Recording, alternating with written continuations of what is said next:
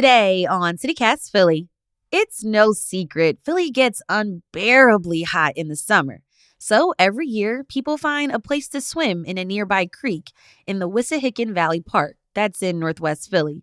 It's also called Devil's Pool, but it's totally against park rules to swim in the creek. So why are people still going in the water? It's Tuesday, July 11th. I'm Tredae Nuri, and here's what Philly's talking about.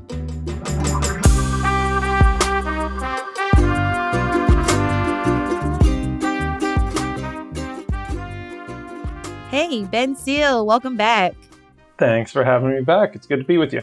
Awesome. Ben, you recently wrote an article in Grid Philly about how people keep coming back to Devil's Pool. I walked past this spot in the park and I've seen people splashing in the water. Tell me, what did you see when you went there to report this story? Yeah, I've been to Devil's Pool a bunch over the years, never to swim and hang out for the day, but just sort of walking past on hikes. And it's very clear that it is, the central attraction of the park for a lot of people. It's a place where families come out, where young people come out to dive into the water and swim and play. When I was there in early June, when I was working on this story, there were probably 100 people there. There were people grilling. There was music. There were, people probably from the ages of 4 to 60 or something like that. It was a really wide, diverse assortment of people having a really nice time on a hot day because it is a special place. It's the intersection of the Wissahickon Creek and Crusham Creek. Where they meet creates this pool, and it's an area where people go to swim, hang out, and relax. It's almost like sort of, if you think of the way that Philadelphians enjoy Belmont Plateau in the summer as a place to gather and party and relax. It's a lot like that, but if you're in the middle of the woods and surrounded by beautiful water and trees and everything else. Ben, I've got to ask you, I've always been curious, why do we call it Devil's Pool? It's a good question. And in working on this story, I don't think I actually came to a conclusion. I'm not sure if there is a definitive answer on that. I think one of the theories, at least, is that it comes from a Lenni Lenape word. It also very well could just be sort of a description that was given to it, either because it was a dangerous place over time. One of the things I'm sure we'll talk about today is that Devil's Pool is still a really dangerous place. There was somebody who drowned there just a couple of weeks ago. But I don't know that there's any certainty about why it carries that name, and it's carried that name for centuries, it seems like, at this point. Okay. So just like you said, technically you're not supposed to swim there, right? And there are signs posted along the paths that you can't swim. So when I went a few weeks back, I even saw park rangers kicking people out of this waterway. Why is it not allowed? There is no swimming in Philadelphia's creeks and waterways. And I think that's done for a variety of reasons, partially to protect our natural lands and our landscapes, and partially to protect people. There have been at least 2 people who have drowned in the Wissahickon Creek this summer, including one at Devil's Pool a couple of weeks ago. About 6 or 8 times a year, emergency crews have to come out to help people who have been hurt. Either they've injured themselves trying to dive into the water, or maybe potentially, suffered a near drowning or something like that. One of the things that can happen here, and this is true of all natural waterways, is that after a storm especially, the undertow can get pretty strong. The water is not gentle all the time. And if you are not a strong swimmer, if you don't know what to expect, it can catch people off guard. I don't know exactly why folks have drowned, but there are really, unfortunately, consistent drownings over time in the Wissahickon Creek and especially in Devil's Pool. So there are risks associated with being there.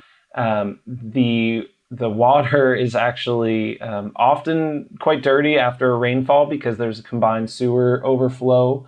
And so you are getting sewer goods mixed into the water. Ooh. So it's not really safe for wading or swimming or getting in there. But it's a combination, I think, from the city's perspective of wanting to protect the waterways and wanting to protect the people who like to swim in them.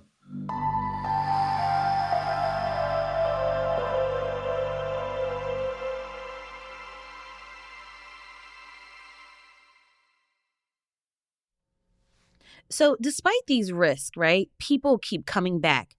What makes this place so special to people who continue to visit? Yeah, if you talk to people who go to Devil's Pool a lot, you'll hear one thing over and over, which is I used to come here when I was young. My dad used to bring me here. My mom used to bring me here. I used to come here in high school. And these are people, adults who are now bringing their kids. I think it's a place that is just unique in Philadelphia's park infrastructure. We don't really have what a lot of other parts of Pennsylvania have in terms of swimming holes and places where you can go dip into the water and enjoy yourself in that way. And Devil's Pool is a beautiful place. It's easily or relatively easily accessible. You have to take a short hike, but pretty much anyone with good mobility can get there. And it's clearly a place where there's a good energy, a lot of positive energy. People are really happy to be there. I talked with a gentleman who lives actually at the bottom of Livesey Road in an old house there. He's certainly the closest person to Devil's Pool. He's been living there for about a decade, and he said, I couldn't tell you the number of people who come and tell me that this is the best day of the year that they're having here, that this is something they look forward to celebrate. And it's particularly a popular place for Philadelphia's African American and Latino populations who maybe don't have the same opportunities in other places to really just go out and enjoy nature and feel comfortable. And so it really is a special place to a lot of people, despite the questions around sustainability and safety. Now, what do some neighbors and even groups who take care of the park say about people swimming in the water? Yeah, I mean, I think if you talk to the Friends of Wissahickon, who are really focused on cleaning up the park, maintaining the park infrastructure, they don't want people swimming in it because of all the things we've already talked about, but also because it's really not designed for what you might expect from a park. There's no bathrooms there. There's no trash cans there. There's really no ways to keep it a clean and well-maintained place within the park. And there's a lot of attention required to try to clean up and do that after you get a big crowd on a summer afternoon. And so I think they would like to see people enjoy the entire park, but do it safely and carefully and with respect to the lands there. But it's tough. And I think if you talk to sort of advocates for recreation, they would say it might be nice for the city, for the park system to put in some of those things. Right. I was just going to ask you, like, are there ways that the city can make Devil's Pool safer so that people could enjoy the water? Yeah, I think there's really no reason that you can't put in trash cans and more signage. There is very limited signage. I think actually when I was last there, I noticed high up in a tree, maybe 10 or 15 feet off the ground, a little sign that said no swimming. Well, it's not really going to do a lot to keep people out of the water if they don't even see that sign to begin with. Another thing I heard in reporting this story is that there's an interest maybe in putting in some kind of water monitoring system just to let people know the quality of the water that they're about to step into. If they're going to be going in, it's good to know whether there's pollution in that water and whether you need to be careful about it, or to give people better warnings, on signage that lets them know what really is going on at Devil's Pool, the harms, the risks, but also the rewards. And I think that the city could probably do a better job of making it a safe space for people to come and enjoy without some of those risks attached. All right. That was Ben Seal, freelance reporter for Grid Philly. Thank you so much for bringing the story to CityCast Philly. I'm happy to have done it. Thank you, Trinae. We'll have a link to Ben's full story in our show notes. And if you don't know, Wissahickon Valley Park is located at Valley Green Road. And here's what else Philly's talking about. Police say the accused gunman in the Kingsessing mass shooting killed one of his victims nearly 2 days before others. According to the Philadelphia Inquirer, Joseph Wama Jr. was killed 44 hours before Kim Brady Carricker shot and killed 4 others. Authorities are looking into new questions about why Carricker wasn't arrested for the first crime and why he went back on a shooting spree. And an elementary school is getting a new name. According to the Philadelphia Tribune, the Chester A. Arthur Elementary School on 20th and Catherine Streets has been renamed Marian Anderson Neighborhood Academy.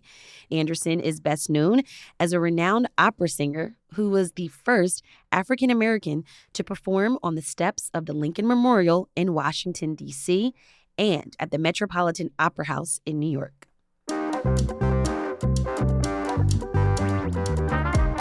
That's all for today here on CityCast Philly. If you enjoyed this episode, tell a friend, rate the show, leave us a review, and hit that subscribe button. Be sure to sign up for our morning newsletter too. It's called Hey Philly. We'll be back tomorrow morning with more news from around the city. Bye.